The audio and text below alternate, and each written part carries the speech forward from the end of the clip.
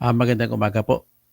Ang vlog ko naman ay napakaimportante lamang para malalaman niyo ngayon ano ba nangyayari sa mga bandang huli, mga number 13, number 14, number 15, number 16 na mga kandidato. May pag-asa pa ba sila? Actually, ito na-discover ko nung kinumpit-kumpit ko, pinag-inanalyze ko yung talaan natin as of 1 o'clock, 1:30 in the morning ay 1:30 in the morning ngayon, May 14, ay may tumaas na ang boto ni Bongo, no? Naging 26,488,398. Tapos malayo pa rin, mahigit 5 milyon ang lamang kay sa second placer na si Bam Aquino na 20,607,000. Si Bato ay number 3 pa rin, ay 20,271,000. So, more than 300,000, less than 400,000 na lang ang lamang niya kay Bato. Pero may report ata magiging number 2 sa Bato. Tapos si Erwin ay 2 milyon, less than 2 million ang lamang ni Bato kay Erwin Tolpo. Tapos ang Kiko Pangilinan ay 1.7 million ang lamang ni Erwin Tulfo. Pero punta tayo dun sa dulo. Sino pa bang iba? Rounding out. So si number 5, Kiko Pangilinan. Number 14, number 6, si Rodante Marcolita pa rin. Yung mga surprise winners to, si Rodante Marcolita, si Kiko Pangilinan, at si Bam Aquino. Expected naman kasi ito si Bato, si Erwin, at saka si Bungo. Tapos si Ping Lacson, steady siya, pulso, sala ni Tito Soto. Mukhang parang mag-asawa itong dalawa. Kung saan ang isa, doon isa pupunta. Tapos number 9, si Pia Cayetano. Ito yung delikado. Number 10, number 11, number 12. Ang number 10 ay si Camille Villar. Number 11, si Lito Lapid. Number 12, si Amy Romualdez Marcos, kapatid ni BBM, na hindi niya na sinuportahan. Tapos, number 13, si Ben Bitag Tulpo. Number 14, si Ramon Bong Revilla Jr. Tapos si number 15, si Abi Binay. May score siya na 11,569,000 at may chance pa hanggang kay Benhar Abalos. Ang sa baba niya, wala ng chance. Si Jimmy Bundok, 10 million plus. Si Manny Pacman, 10 million plus. Si Philip Salvador, 9 million plus. Colonel Busita, 9 million plus. Pero sorpresa dito si Colonel Busita, number 20, tsaka si Heidi Mendoza. Ang taas ng kan. Mas matalo pa ni Heidi Mendoza si Willie Revillame.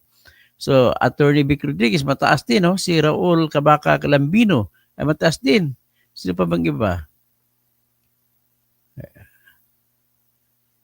Ito, paano ba ito? Gumalaw. Anyway, yun ang nakita nyo, binabanggit ko, ay ang isa lang ibig sabihin po, no? Ang isa lang ibig sabihin ay yung, teka muna, nawala yung anong ko. Asa na ba yung aking GMA. So anyway, yan ang nakita ko, no? I-explain ko ngayon sa inyo kung bakit sinasabi ko na may chance pa na mananalo yung si Lito Lapid, may chance pa matalo. Yun ang inaasam-asam ng maraming tao. Maliban lang siyempre kay Lito Lapid. Pero siyempre sa lahat ay gusto matatalo siya. Ika natin. Ibira natin ulit. Natanggal siya. Pasensya lang kayo, natanggal siya. Mabilisan ko na ito, bilisan. So, ito na ang score. Tapos, sa dulo, pagkatapos ni Amy, si Ben Tulpo, Ramon Bong Revilla, Abi Binay, Benhar, at hanggang kay Benhar, pwedeng kwan. Bakit po? Ang lamang po ni Amy Marcos na number 12, kay Benhar ay nasa 1.7. So 1.7 ay hindi na siya, wala nang chance si Benhar. So ang lamang naman ni Amy Marcos kay Abi Binay ay nasa 6.11, so 1.4. So, pwede pang humabol, may posibilidad pang humabol si Bong Revilla kay Amy. So, ibig sabihin, pero hindi niya aabutin si Lito Lapid kasi mas mataas ang boto ni Lito Lapid. No, hindi kaya. Kaya niyang tapataubin si Lito Lapid kung bakit? Ang natirang boto po, nabibilangin ay 1.7 million pa. So kung 1.7 million, imaginein mo, dagdagan mo kay Bong Revilla ng 1.7, magiging 13.4 siya. So kahit si Camille Villar, kaya niya talunin. So ibig sabihin, delikado pa rin pati si Camille Villar. Ang delikado po si Camille Villar, Lito Lapid at Amy Marcos. So, Lito Lapid, ang pinakagusto ko matalo ay may pag-asa pa na matalunin pa siya ni Bong Revilla. Kahit ni Abi Binay. Kahit yan, 1.7 magiging 14 million, 12.7, 13, magiging 13.54. Si Binhar, 13.54. Ang kaya niyang pwedeng talunin ay si Amy Marcos at saka si Lito Lapid at saka si Camille. Si 13.5, pwede pa rin niya technically mahabol yung kung makuha niya lahat ng 1.7 na natitira. Pagkatapos naman, ganon din si Abi Binay. Ganon din si Bong Revilla. Si Bong Revilla, lahat sila pong tatlo ay may chance, pati si Ben Bitagtulpo. 4 sila may chance na matalo nila yung tatlo, si Camille Villar, Lito Lapid at Amy Marcos at akit silang tatlo. Yan po, may chance pa.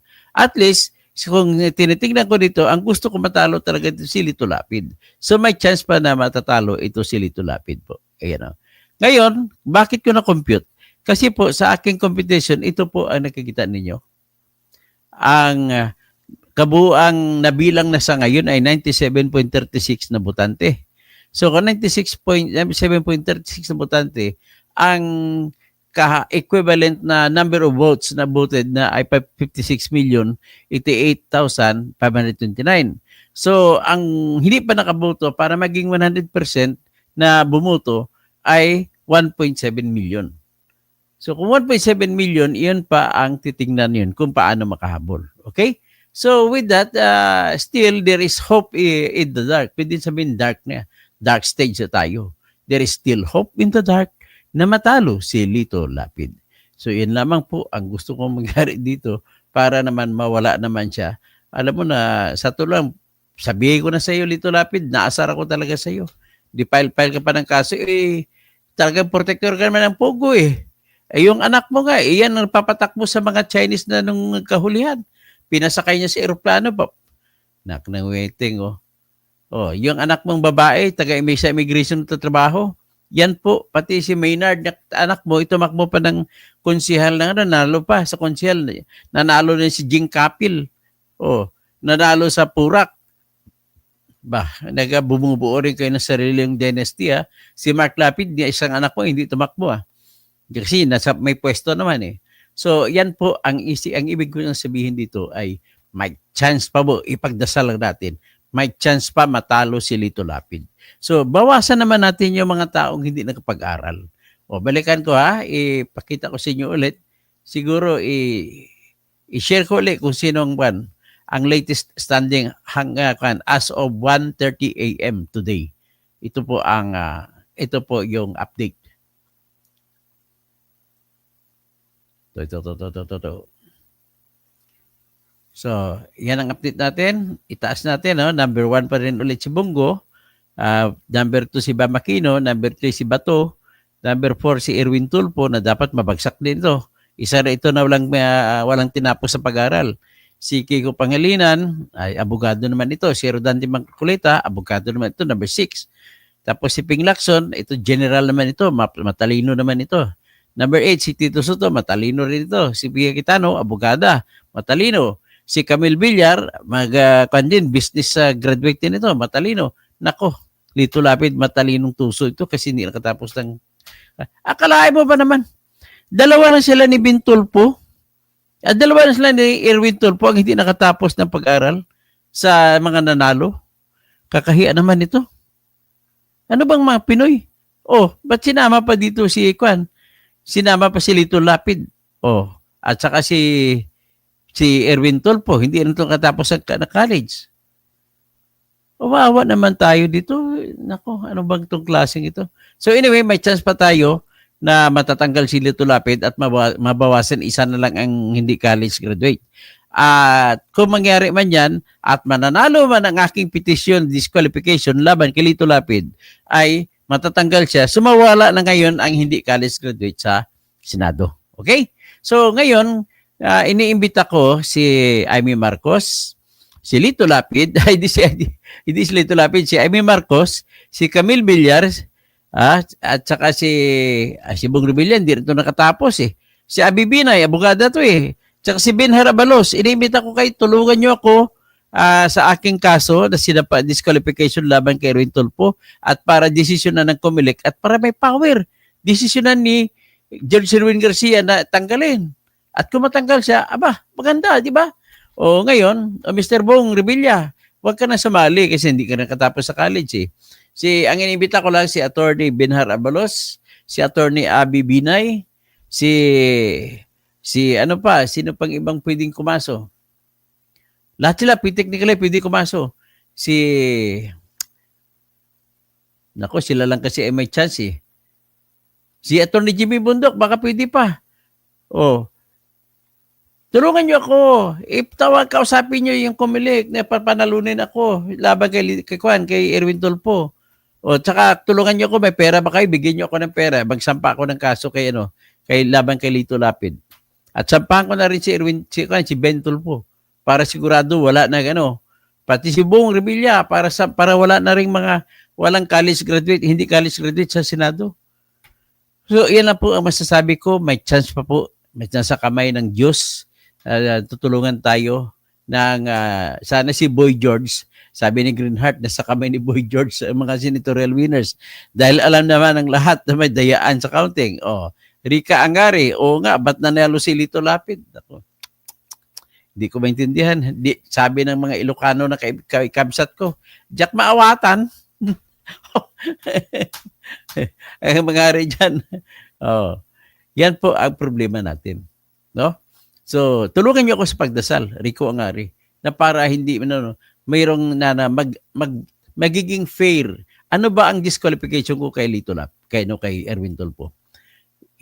Kinasuhan ko siya na dapat disqualify siya kasi Amerikano siya. Anong ebidensya ko naman na Amerikano siya? Ang ebidensya ko po ay gumamit po siya, inamin pa niya na gumamit siya ng passport, ng US passport. At 4 na beses siya nabigyan ng US passport. Una noong 1991 at 2001, 2011 at 2021. Ang passport niya ay nagnakaw siya, nag-imbento siya ng pangalan. Ang pangalan ko noon ni Erwin ay si Rich Sylvester Tulfo. Saan niya kinuha ang Sylvester? Sylvester po, pangalan ng tatay niya, si Ramon Sylvester Tulfo Sr. Tapos, sundalo na taga-Batak, Ilocos Norte noong araw. So, kababayan siya ni BBM kasi taga-Batak naman sila ni BBM. Tapos, si Erwin, inimbento niya naman na ipinanganak ko na si Rich Sylvester Tulfo sa Hawaii noong December 30. At gamit yung pineke na identity na yan, nag-imbento pa siya ng fake birth certificate. At dahil sa hawak na fake na birth certificate sa Hawaii, ay binigyan siya ng passport, na American passport. At dinala rin siya sa American Army, sa US Army. At nadistino nga siya noong 1991 Iraq War, nung nag-war si George Bush. They were wanting for weapons of mass destruction. But ang nangyari, nang dumating sila, what they found was a dead weapon. Okay, tapos nasintensya niya si Saddam Hussein at nabitay. So, yan po ang ating At in a way, it's magical, no? Nanalo si Bam Aquino, magandang takbuhan Senado. Tapos si Kiko Pangilinan at surprisingly, mga sorbe. Hoy, mga sorbinot, wala na kayong hanap buhay, wala nang kukuha sa inyo. SWS, bagsak. Pulse Palsy siya, bagsak. Octa Research, bagsak. Publico siya, bagsak. Tangeray, bagsak. Lahat po kayo, WR numero, bagsak. Sinabi nyo hindi papasok si Marcolita, number 6. Sinabi nyo hindi po papasok si Pangilinan, number 5. Sinabi nyo hindi papasok si Babaqueno, number 2. Ay, nako. Oh, sinabi nyo na nasa number 4, number 5 si Kwan, si Lito Lapid, bagsak. Matatalo pa nga. Wala talaga to mga survey na to. Ang tawag sa inyo sa salitang Ilonggo ay nagtinikal. Oh, butigon. Nanghanap buhay lang kayo. Oh, kinanam. Sabi ng Ilocano, kinanam. Oh. Sabi ng mga Japan, mga sa Chabacano, Serbingüenza. Buenos dias, amigos y amigas in La Zamboanga City. Oh. Magandang umaga, mapya papita, lango ng mga maranaw, ang agupakat sa barm. Maray may may naat, no? Sa mga taga Basilan, Sulu, tsaka Tawi-Tawi. Sa maayong aga sa mga Ilonggo, mga maayong buntag sa mga Cebuano o mga Boholano, o asa nakapuyo o nagikan ang akong asawa. Ang asawa ko, pubring alindahaw. Sahu, iuhoy gianod-anod. Yan mga Boholano. So anyway, tulukan nyo ko dasal, dapat tatanggal si Lito Lapid. Pagdating ng 1.7 million na boto, sana matanggal si Lito Lapid. Yan lamang po ang tanging dasal ko po. Magandang umaga po, Green Heart. Tapos kung nanalo si Bam dahil sa ANC, bakit mas malaki pang boto niya kay Marcolita na member talaga siya ng ANC? Ibig sabihin po, ang ibang boto naman ni Bam, iba naman yun. May dagdag pa yung galing sa iba. So, ibig sabihin, may boto rin ng ANC si Marcolita. Pero kung tanggalin pareho ang boto ng ANC nila, ay pareho din sila bagsak. Mga 2 million ibabawas doon. Nako, babagsak sila sa number 11, number 12. Okay, kaya ang QGC medyo mahina lang atas tingin ko lang. With due respect to Kibuloy, sa mga DDS ang pinakamarami, ang DDS supporters sa Mindanao at saka mga Visayas. Ganun po ang katotohanan dyan. Ching Tima, wish ko nga na maraglag si Lito Lapid. Lia Conchada, dapat din pala ma-impeach na si BBM kasi hindi rin siya tapos sa college, 2 years. O dapat sila tanggalin kasi that is against the Constitution. Because the Constitution requires under Section 21, Section 1, Article 21, Article 11, that says the public office is a public trust and every public officer or every public employee must render with utmost service, with utmost responsibility, integrity, loyalty, and efficiency. Paano maging efficient kung hindi tapos sa college? Di ba? Ganun, alangan naman experience. Alangan naman naka-read and write lang. Hindi ba dapat ba? Gusto ko masabi ni Raul, so tulungan niyo ako sa pagdasal na ang huling boto na bibilangin na 1.7 million ay babagsak yung Lapid at Bong Revilla. No?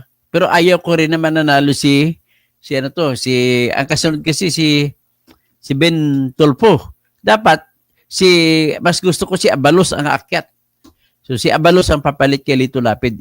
Pagdasal, tulungan niyo ko pagdasal na si Benhar Abalos ang lapid kasi abogado naman si Benhar Abalos. Ano lang, hindi lang masyado mapagsalita. He lacks eloquence, I admit. Because if he says, parating nyo nga kay Mr. Benhar Abalos, kapatid, may isa lang ako suggestion sa'yo, palitan mo nga salamin mo, mukhang salamin mo malas sa'yo eh. Yung frame ng salamin mo, pangit eh.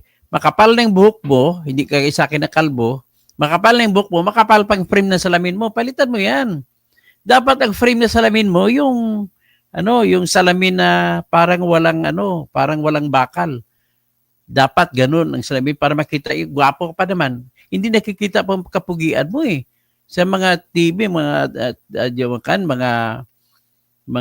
YouTube, mas maganda pa siguro, panipisan mo, pakpakat pa, mas maganda military cut ka para makita ang kapugian mo. Ang problema kasi makapal ang buhok mo, so natatabunan yung mukha mo na pugi. Yan ang advice ko lang sa iyo. Si Teacher's Pet TV, Dr. Kausing, pa-explain lang po yung limdak na status ni BBM. Limdak po si BBM. Ang ibig po sabihin ng limdak ay yung dak na wala ng wala ng power. Hindi na, mga utusan niya hindi na susunod sa kanya. Kasi nga, na siya last 3 years, humina ng kanyang pawikan, hindi na siya makakakuan. Kulang na yung power ng kanyang pagiging president. Kaya, if nobody will solidly believe in the president, ay nagiging lame duck siya. Ganun pong ibig sabihin. Si Lia Consada, sana si Jimmy Bundok, sunod po siya kay Attorney Benhara Balos. So may sayang siya, pero sa sunod na eleksyon, pwede natin silang tulungan at si Attorney Vic Rodriguez, Attorney Lambino, si Attorney Hinlo, ay mga magagaling. Alam mo, sa lahat ng boto ng sa subukas ko na ikuan, kung ibukas ko na po iba-vlog, yung mga magagaling na mga abogado ng PDP na partido. Okay, hanggang lang muna tayo. John Maralit, may dagdag bawas yan. Ganyan ang dayaan ng Comelec. Palakihan ng pera bibigay kay George Irwin. Titiba-tiba ngayon si George Irwin. Kata isa to magpibigay ng pera. Siyempre, ayaw patalo ni Bong Revilla. Ayaw patalo ni Lito Lapid. Kasi baka matatanggal siya. Magbibigay din siya ng pera. Si Amy Marcos kaya magbibigay din kaya ng pera. Si Abby Binay, mas si Abby Binay pwede pang lumusot. Abogado siya Tapos sino to? Si Camille Villar, pinakamaraming may pera diyan. So hanggang dyan lang, tulungan niyo ako sa pagdadasal at matatanggal lang, objective ko na matanggalan si Lito Lapid at huwag ang papalit sa kana, hindi lang si Ben Tulfo. Dapat sana pwedeng si Benhara Abalos kasi silang malapit, pwedeng si Abby Binay, pero hindi na po makahabol si Attorney Jimmy Bundok, medyo malayo na. So yan lang po, mga magandang umaga po sa lahat. At mga kaibigan, matulog po tayo ng maayos ayon kay Attorney Libayan. Kung sino nakatulog ng maayos ay isang lamang. Okay?